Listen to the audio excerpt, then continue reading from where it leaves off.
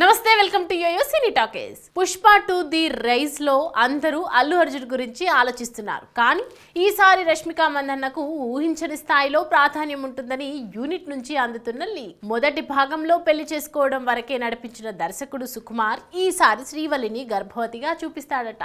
ఈ థ్రెడ్ చాలా ఎమోషనల్ గా ఉంటుందని, పుష్పరాజ్లోని సున్నితత్వం కొత్తగా ఆవిష్కరించారని అంటున్నారు. పుష్ప1లో తక్కువ మోతాదులో మదర్ సెంటిమెంట్ తప్ప ఇంకో భావోద్వేగం హైలైట్ కాలేదు. కానీ పుష్ప2లో ఆ లెక్కలన్నీ సరిచేశారని సమాచారం.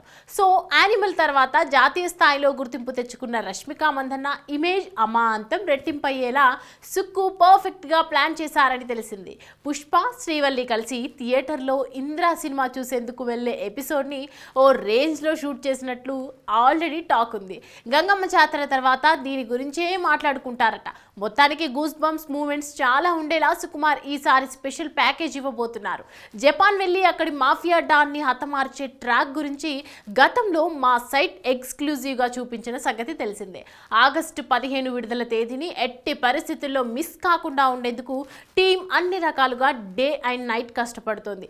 ఏ మాత్రం వాయిదా పడినా ఎగరేసి తీసుకుపోయేందుకు ఇతర పాన్ ఇండియా సినిమాలు కాచుకొని ఉండడంతో మైత్రి బృందం ఆ ఛాన్స్ ఇవ్వకూడదనే సంకల్పంతో ఉంది. కీలకమైన భాగాలకు పోస్ట్ ప్రొడక్షన్ పనులు కూడా జరుగుతున్నాయి.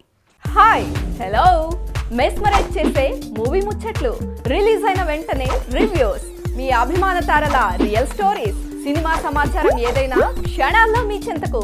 మరింకెందుకు ఆలస్యం, యోయో సినీ టాకీస్ ని సబ్స్క్రైబ్ చేసుకోండి. హలో హలో నోటిఫికేషన్ కోసం గంట కొట్టడం అస్సలు మర్చిపోకండి.